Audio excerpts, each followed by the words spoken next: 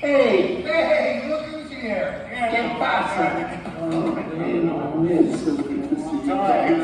Here we are, my partner on New Year's Eve, age 60. And some guy said, hey, can you play some Led Zeppelin?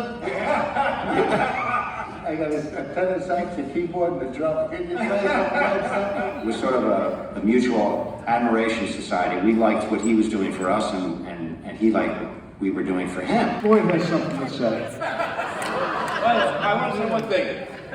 From the classes of 1967 to 73, we produced graduates from this school over 72. I have a list of 72 people who went into show business or the performing arts. That's unbelievable for a town with a population of 11,300, and that's it. No high school in America, including all the famous art schools of Brooklyn and Manhattan, could produce a percentage of working entertainers as we have right from this Hall of Honor here, this special place.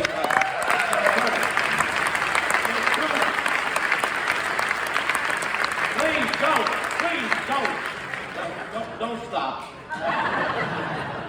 There's two reasons for that. Our teachers were most encouraging and demanding, and also the student body was very supportive of what we did. When I listen to me. When I performed here, we were not allowed to use a microphone. We had to project. Mr. Harris sat in the back with no microphones, and the orchestra was here, Joe Sielski, Mr. Sielski, and we had to sing over them. And we performed on it, and thanks for turning the mic on. Sir, don't leave, I'll stop. Sir. It's like a performing arts school. We performed, the students of my class and the surrounding classes, Moliere and Ibsen and Chekhov. I don't know how many schools do that any longer. Strindberg, all the great playwrights, Eugene O'Neill, we did them right here, plays, and we did tap shows, and we did operettas.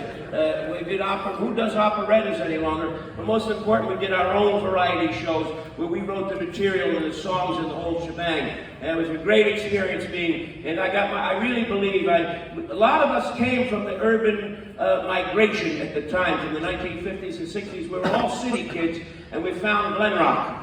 And I came from a very Italian, matter of fact, Italian is my first language. I didn't know, when I moved to this town, there were going to be any Italians. I said, there can't be any here. And Mr. Pantano started talking Italian to me right away. He knew my family, our families knew each other, going back to Italy. And Mr. Gemma, I know where they came, they both came from Little Italy in downtown Patterson. Plus we had Marina Prisco, and we had two janitors who spoke fluent Italian here, Larry Amatuzzi and another guy named Louis. We're very, very, very...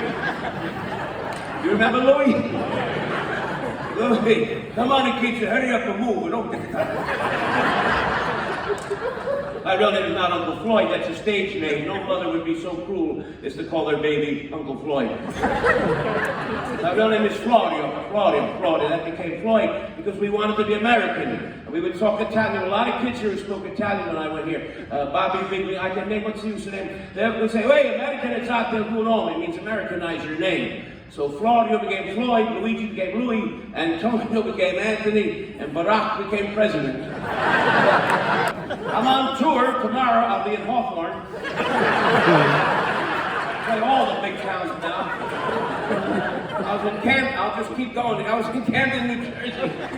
I got lost in Camden. I said to somebody, excuse me, how do I get to the hospital? He hit me on the head with a pipe.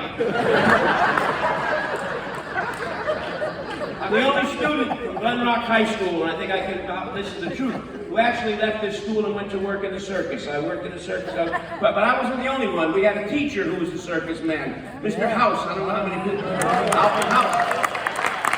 Come on, let's go, hurry up.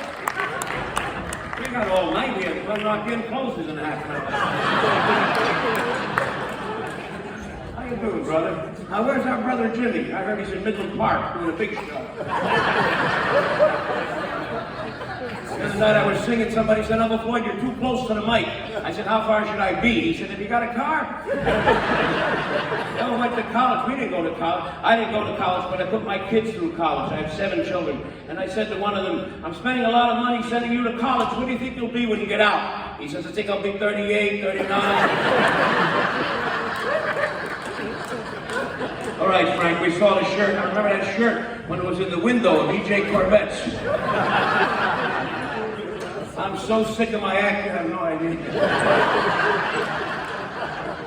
First joke, I used to tell jokes like this if you have one that happened in '68. I used to say, ladies and gentlemen, it's 1968. If you want to see me on the Johnny Carson show on November 5th, then please write to Johnny Carson and let him know. I still do the joke now, but I use Jimmy Kimmel. Are you ready? You can have it too. All right.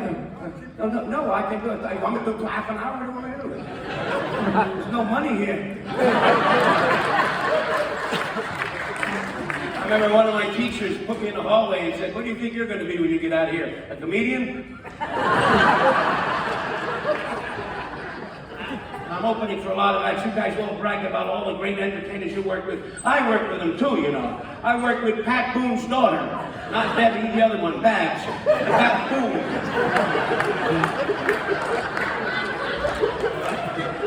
Look at this crowd here. I feel like I'm at the junior prom. I don't see one senior here. I see quite a few recycled teenagers. Anyway, I better get off the stage and I'll have to do